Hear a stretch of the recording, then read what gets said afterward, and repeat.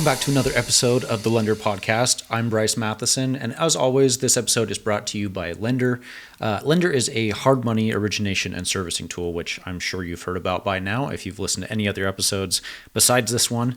But Lender is a tool to help private and hard money lenders with pretty much every aspect of your entire business, from raising capital, originating loans, servicing loans, generating loan documents, tax statements, you name it. It's got borrower portals, investor portals. It really is just a one-stop shop for everything for your lending business. And I haven't really mentioned this yet, but we've actually got some exciting new stuff coming at the beginning of the year, or we're starting to work on things, I should say, at the beginning of the year regarding like some marketing for raising capital, email marketing, CRM type stuff. So I'll keep you apprised of that as that gets closer. Today, we are going to talk about pretty much like a 2024 year recap. And I know a lot of people are mostly, January 1st timeframe. Everyone's like 2025. I want to set my goals. I want to like look at the year forward. But I think all too often we don't look at the year in arrears, the year behind that we just left, and think about, did we accomplish the things that we set out to accomplish? What were some of kind of the noteworthy, like big things that happened? And so I briefly just want to take this episode and talk about both like personal stuff that happened this year that's kind of exciting, but also just business-wise, our lending business, obviously, because this is the Lender Podcast, and just kind of see how we did. And obviously, I want to like talk about the goals for this coming year as well, but really just focus on what we did in 2024. So starting out, just more like personal stuff. You guys may or may not care about any of this, but I figured I'll share this anyway. So, January of 2024, I got a CPAP machine. And so if anybody out there is, has sleep apnea, oh my word, it is life-changing. If you sleep like a bear, or you snore, or you have the hardest time waking up in the mornings, or you just don't feel refreshed, wow, that was life-changing. I didn't realize that most people woke up and they felt like this whenever they wake up. And I'm just like, wow. So is it annoying? Yeah, it's not, the most fun thing to like have a mask strapped to your face while you sleep. But the way I feel, the energy, oh my word. And also, like, I don't know why I didn't even think about it more, because both of my parents have a CPAP. I've snored for pretty much my entire life, but highly recommend that if you have any sleep issues. It started out with just my Apple Watch. Actually, I was looking at that, and I was looking at my wife's sleep activity with her Apple Watch, and she had like all these like deep blue bars of sleep, and I had orange all over the place. And apparently I was tossing and turning, and I stopped, breathing and all these different things. So highly, highly recommend. CPAP is amazing.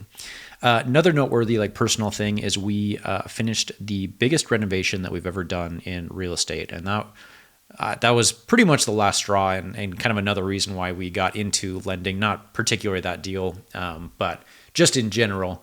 That was a $185,000 renovation. I mean, quite literally, we rebuilt this entire house from the inside out. It was a very interesting renovation. The entire house was built out of cinder block, like not just the exterior, like the interior walls were built out of cinder block as well. And so it was kind of a nightmare running electrical and plumbing, because we had to drill through these blocks. And then also, it felt like you were in a prison cell. You were in a jail cell because you have cinder block walls. And so we skimmed out the walls with a bunch of 1-bys, and we reframed quite literally the entire house. We re-drywalled it because we didn't want anybody to feel like they were living in a prison cell. That was a massive, massive renovation. Like I said, almost $200,000 renovation. We made a pretty good profit on that as well. In hindsight, we spent way more than I would have liked, but it is what it is, and we made out okay. And anyway, it was a good project. Another noteworthy thing is in May, my family and I, we decided to relocate to Arizona permanently. We didn't actually move in May, but we decided, we're going to do this. And then the catalyst behind that mainly was we've been going to Arizona. We live in Idaho, but we've been going to Arizona for the last 3 winters, I believe. We've had a condo, then we sold that. We had a house now. And we will, we'll typically spend the majority of the winters in Arizona, just because the weather is so great. And so we came back to Idaho in May, and there was snow on our front yard when we pulled in, and we're like, oh, okay, that's it. Like, we're done. Idaho is cold about 9 months out of the year. And people, they, especially in Idaho, they're like, wow, the summers are so great. And I think that is true. Like, the weather in the summers are great, but you have to endure 9 months of miserable cold. Like, quite literally, like, we've had snow in June before. And it's just like, what? So we decided, after coming back and still having snow in May, we thought that, we had missed most of that. We're like, no, May is probably a safe bet. It was not a safe bet. And so right there, we're like, why do we live somewhere where we hate the weather 9 months out of the year? And so we decided to do the opposite. So like I said, we didn't actually move in May. We decided to move in May. But we're like, you know what, let's live somewhere where we like 9 months out of the year. And then the 3 months out of the year where it's really, really brutal and hot, we'll just do the reverse snowbird thing, and we'll just go back to Idaho for those 3 months and, escape the 120-degree Arizona heat. So that was a big transition for our family, especially because all of our friends and family are in Idaho. So kind of a big shift for us. My wife and I went to Cabo in June for our anniversary. So that was pretty exciting. Beautiful resort, all inclusive. Went there for 5 days. Just the wife and I, no kids, obviously, and had a blast. Another noteworthy things is we launched Lender in June as well. So, like I said, this is the Lender podcast. We, have our software product for private lenders, and that growth has been amazing. Like, I did not expect to have such good feedback. And obviously there's been, of course there's been hiccups and mistakes and bugs and errors and issues and, anything that comes along with having a business. But the response to that has been outstanding and unbelievable. And I'm so glad that, we started that business. And it was about 3 years in the making, like, of actual development, coding, building, before we launched that in June. So a lot of people think, oh yeah, you started a software company. No, it's a lot more involved than that. We've been working on it, actually building, developing, coding it for 3 years before launching. And now obviously the development is, expedited and scaled exponentially since we've done that, because people have requested new features and there have been bugs and, stuff that has popped up. So a big project, but very, very exciting at the same time. In August, I started posting on social media, Instagram specifically. I've been on YouTube for years now at this point. We've got 30,000 subscribers, I think, on YouTube at this point. But I had kind of dismissed Instagram, not because I didn't see its value, but I just preferred kind of the longer form content. I didn't like the thought of having to post something every single day. It just kind of seemed exhausting. Whereas YouTube, I could post something once a week and, call it a day. But, I honestly can't really remember. Oh, actually I do remember. I was listening to some stuff by Dan Martell, and he was really heavy on Instagram, selling, in the DMs. And so I joined Dan Martell's coaching program, which was really great, by the way. Not a sales pitch by any means, but if you are looking for a mentor or a coach, that was very good. Very pricey, but also Dan is very straight and to the point and brutal and very punchy, which is actually what I really resonate with. And I usually don't beat around the bush. Like, give it to me straight, tell me how it is. Like, I don't need things to be sugar coated, and Dan does exactly that. So been very well. So anyway, all that to say, because of Dan's coaching program, he's very heavy on Instagram. And so we started to post regularly on Instagram. And from August until today, in August, we had around 1,300 followers. We just barely broke 7,000 followers. So very exciting there. Very, very exciting. The growth has been awesome. Again, the community, the outreach has just been great. And I need to do a full podcast episode on social media and how we've been able to use that for marketing, because my content is not directly related to lending, nor do I really want it to be. I'll sprinkle some stuff in there, but lending content specifically does not typically do very well as far as virality on social media. So again, I'll kind of shy away from that for now, but we will do a different podcast episode on that at some point. More like personal related stuff. We had 3 hospital visits this year. 2 were unexpected. We were boating this summer, and my wife was surfing the wake behind.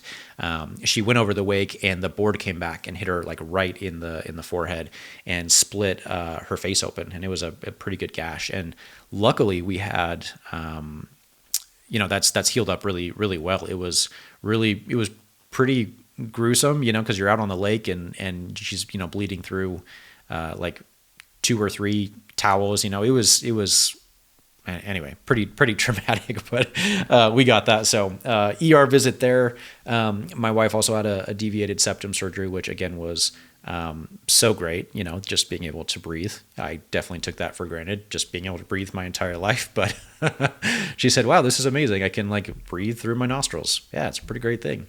Last hospital visit, my daughter was riding her scooter, and she actually fell off and ended up getting a concussion. So that was a little scary, but everyone's doing well. Everyone's great. But, we hope to bring this number down to 0 for next year.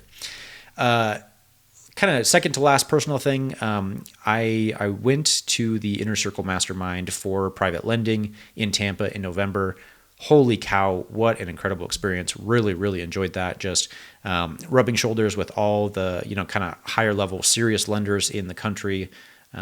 Really, really great. I did a podcast, 2 or 3 episodes, can't remember exactly, my takeaway and my learnings from that specific event. So if you haven't listened to that episode, highly recommend that you go back and listen to that, because I took 4, 5, 6 different pages of notes, and I kind of consolidated it down to my biggest takeaways for that. So check that out. And then last but not least, for personal stuff, we moved to Arizona. So we decided in May. We actually made the jump after Thanksgiving, packed up all our stuff, moved to Arizona. We're here now. It's January 1st, and the weather is 70 degrees outside, and it's absolutely fucking glorious, and I couldn't be more pleased.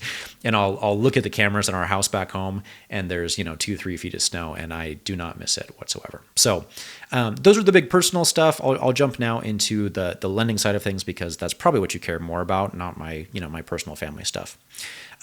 So as far as the loan portfolio goes, this year we originated 34 loans. Really, really pleased with that, and obviously not as high as we would have liked. But baby steps. We're very happy with the growth, really, considering that we really went serious on lending 2024. We decided that we're going to slowly transition into lending back in 2022, started to liquidate things, but really 2024 was the first year where we really have hit it hard, started raising capital, doing those things. So 34 loans, I'm pretty pleased with that. Out of that 34 loans is comprised of $4.25 million in total origination volume, and roughly average loan size of around $125,000. I would like to get that average loan size up, to start doing some bigger deals. They're just more skin on the game, or more meat on the bones, and more skin in the game. Hopefully bring that up to 175 to 200,000 average loan size, but we'll see how that goes. Investor recap: we paid out over $400,000 in interest to investors this year. So wow, that was way more than I expected. That comes out to roughly $34,000 in average monthly earnings to distributed to our investors. And wow, that number really surprised me. I didn't think it was that high. And we raised $1.4 million in total new capital. So we started out the year with 1.6.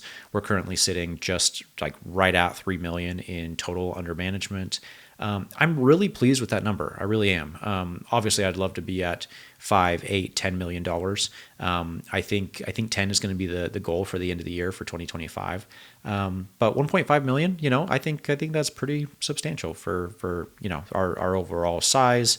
And really, I would say we really didn't hit it hard until March, April was when we really went hard on raising capital. So anyway, very, very pleased with that. Current portfolio, we've got 18 active loans. Like I said, we've got $3 million under management, 17 capital investors. And then I also mentioned already, but I figured I'd re-mention it, as we gained around 6,000 followers on Instagram. So very, very pleased with how we did.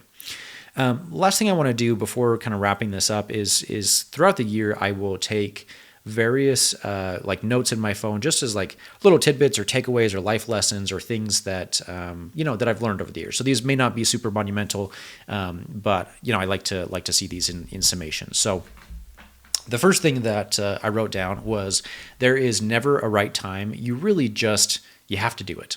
And I have learned that in different aspects of my life. Like I remember kind of like holding off and waiting to have kids because I just felt like we weren't ready, or we held off on doing this, or whatever it is.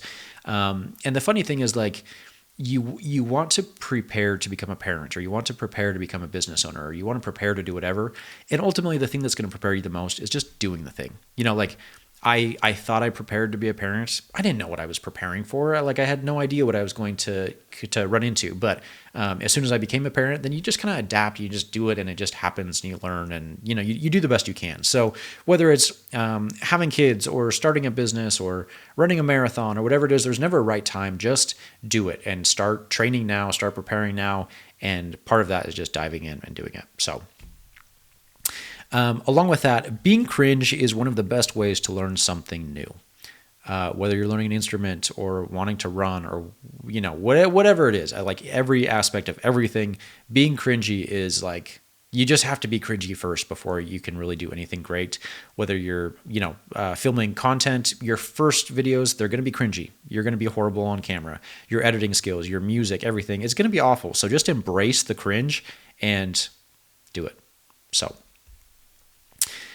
The future will be knowing how to prompt, just like how you can be good at Googling.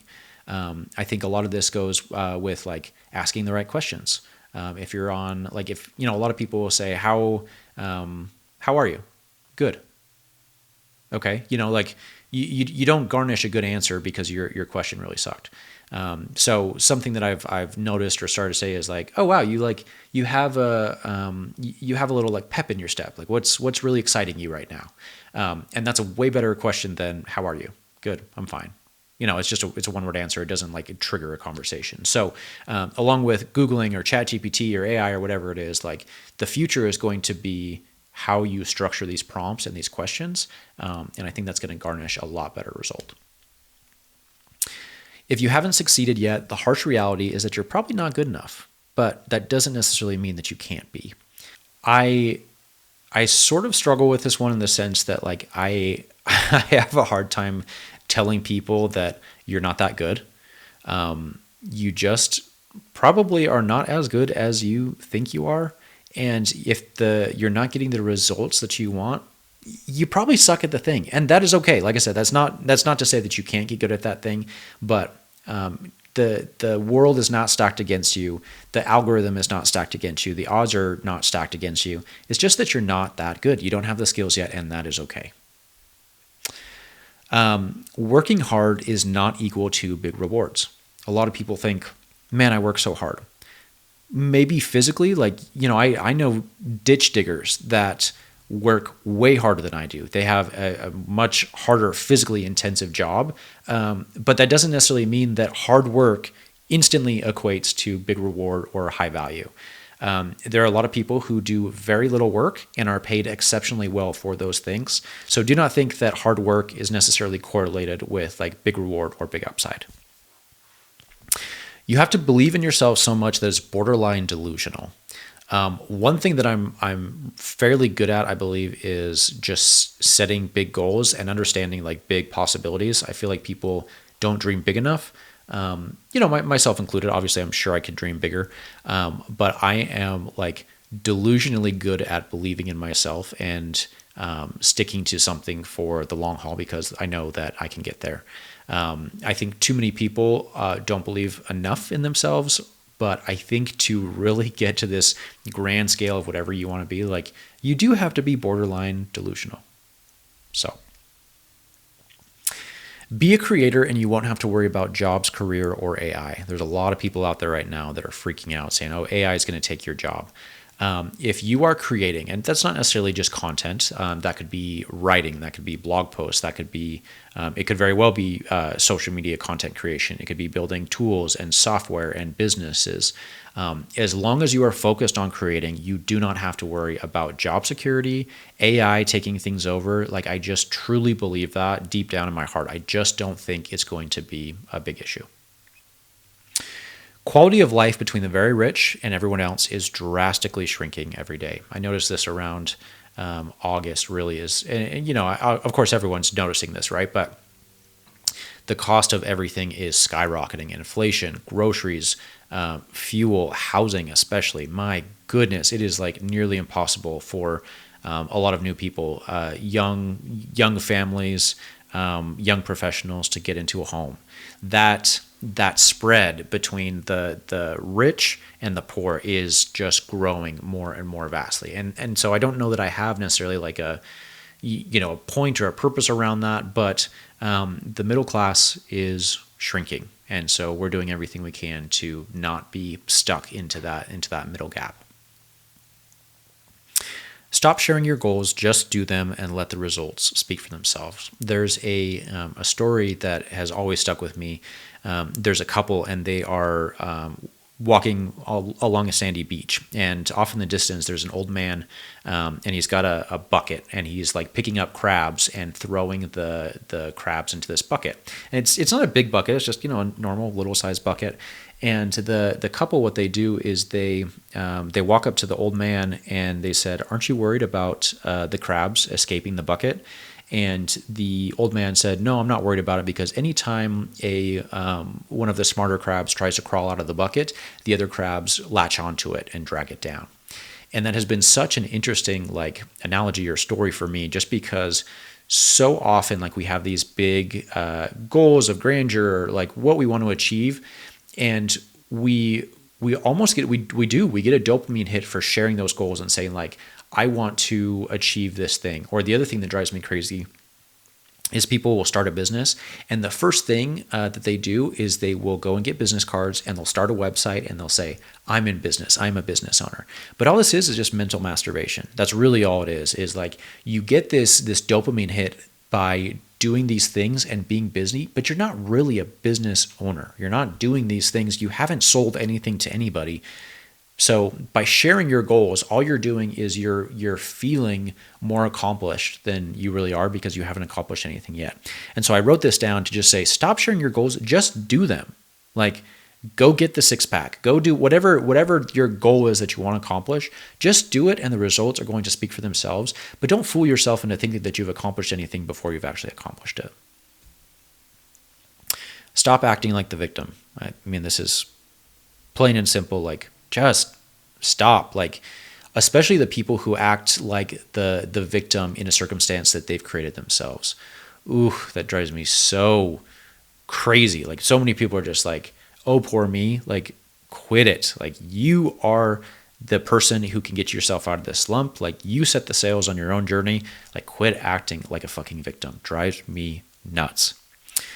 It's never been easier to win. The bar is so low. And, I've kind of touched on this already, but like, the bar to mediocrity is so incredibly low. And it just is insane to me that people don't use that to step up. Like, you look at the health standards in the United States, you look at the obesity rates, you look at the credit card levels, like credit card like balances have never been higher. Like, the bar to mediocrity is so incredibly low. And to overcome that and just be like an above average person, you just have to do what you say you're going to do.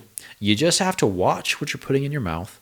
Just don't be a shitty person. Really, that is all that it comes down to. Like, just don't shrink to the status quo. Like, just go a little bit above and beyond. Sometimes, I know this is a stupid example, but I'll go for walks almost every day, pretty much every single day. And there is a shorter route on my walk, which is like a mile. And there's also like a longer route that really is not that much longer, but it's like 1.5 miles. And I'll kind of get to this crossroads in my walk, and I will say, like, am I choosing hard today? And more often than not, the answer is yes. And not because I want to, but because I choose to choose hard. And so, it's, again, stupid example, like 1 mile versus 1.5 miles. It's not that big of a difference. But the mile and a half, really, like at the end of the day, that's an additional 1,000 steps. And it's the difference between, 9,000 steps versus 10,000 steps. And 10,000 steps is my goal. And so in almost every situation, I try to ask myself, like, what is the harder thing? Because more often than not, that's actually the correct path. And we're shying away from the harder thing just because it's harder, not necessarily because that's the path that we should be taking. Two more here. It's better to be respected than to be liked. A lot of people right now really don't like Elon Musk because of whatever he's doing. I'm not sure why. He does, a lot of controversial stuff, but I really like him. I really respect him. He's got big, grand goals. Love him or hate him, I don't care. It doesn't matter to me. But you can't say that he's not doing crazy cool things with Tesla and SpaceX and interplanetary stuff with Mars. And it's really cool. And I respect the guy. So it's better to be respected than be liked. And the last thing I wrote down, this is number 13. Remember the nights you prayed for the things you have now. And I need to be way better at remembering this. Remember the nights you prayed for the things that you have now. There's another quote that said, you have already achieved goals that you said would make you happy. You have already achieved goals that you said would make you happy. When I get the car, when I get the house, when I get married, when I have kids, when, I remember this was a dumb thing, but I remember when I bought my first house, it was a starter house. It was 1,600 square feet, 4-bedroom, little 2-car garage, nothing, just a little ranch style home, right? And I remember driving through these other neighborhoods and they had a 3-car garage. And I thought to myself, ooh, wouldn't that be so nice? I will be happy. I would be so happy if I could just get that house and I would be content because I had a 3-car garage. I'd have space for more things. And then we built a house with a 3-car garage. And then I said, this would be really nice is if this third bay was double deep, if it extended back the whole width of the entire house. And again, it's just the goalpost keeps moving all the time. But I remember saying this, okay, when I get the house, when I get the 3rd-car garage, when I get the extended bay, fast forward to now, we quite literally, our house in Idaho is insane. It's stupidly huge. And I actually want to downsize because it's too big, but there is a 5-car garage and an attached shop. And it's a 40 by 50 attached shop. It's ridiculous. It is so stupid and unnecessary. But it's a 12-car garage, and I remember telling myself when I got that 3-car garage, I would be happy. But now that I have a 12-car garage, am I still happy? No, the goalpost always moves. So again, just another reminder to myself, chill, relax, just be content with what you have because the goalpost always moves. And I now have things that I wish for in the past that I said would make me happy. So anyway, in summation, that is my 2024 year in review. I know that's not specifically just lending, but some personal stuff in there, along with kind of the life lessons that I've pulled out of little tidbits and things here over the year. So take that for what it's worth. If you pulled something from that, great. But of course, I want to do another one of these at the end of 2025, see how we've grown. Because obviously I want to measure my goals and I want to make sure that we are progressing right and not settling. But still, I want to look back and be grateful for the things that we have accomplished in 2024. So that is our 2024 year in review. I'm curious how your 2024 went. Feel free to shoot me an email. You can send an email to podcast@joinlender.com. I love to hear from you. Podcast@joinlender.com. But until next week, we'll catch you. Thanks for listening.